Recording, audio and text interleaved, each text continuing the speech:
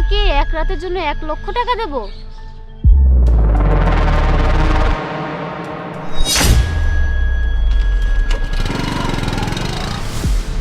এই শোনো, আমার একটু ডাক্তারের সাথে কাজ আছে, আমি ডাক্তারের সাথে কথা বলে আসি, তুমি সবজি নিয়ে বাসায় যাও।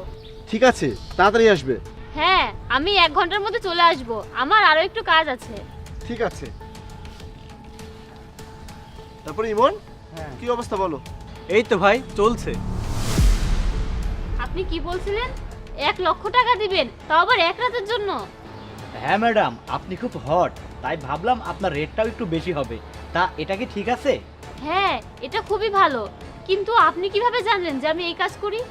দেখুন, আমি একজন প্লে বয়, আমি যেমন তেমন ছেলে নয়, আমি সবার খবর রাখি। ঠিক আছে, কিন্তু আমার স্বামী যেন কিছু জানতে না পারে। আরে তোমার স্বামীর কথা বাদ দাও তো, সে কিছু জানবে না। তুমি শুধু আমাকে খুশি করে 1,00,000 টাকা নিয়ে যাও, ঠিক আছে? ঠিক আছে, কোথায় যেতে হবে? আমি হোটেল বুক করে রেখেছি, চলো।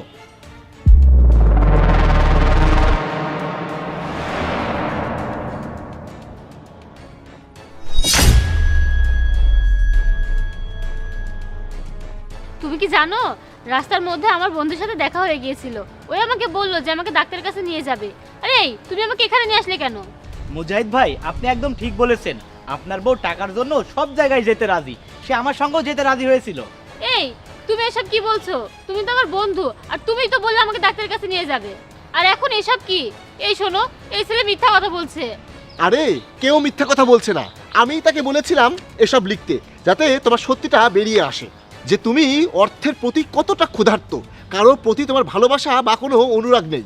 ফালতু কথা বলবে না, দেখো এখানে ফালতু নাটক চলছে, চলো বাসায় যাই।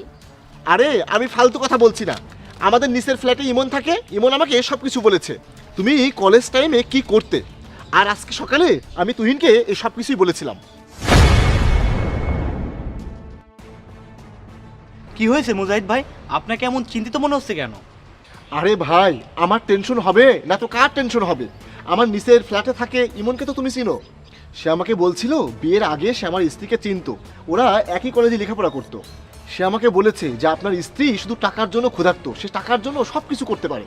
এখন তো আমার মনে সন্দেহ জাগছে যে সে যা বলেছে তা সত্য কিনা, তাই আমি এখন দেখতে চাই ইমন যা বলেছে সেটা সত্য নাকি মিথ্যা।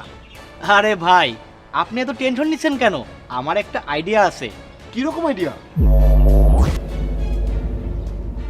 বুঝেছেন? ঠিক আছে, বুঝলাম। শোনো, আমি ওকে নিয়ে বাইরে যাচ্ছি, তুমিও সেখানে আসবে।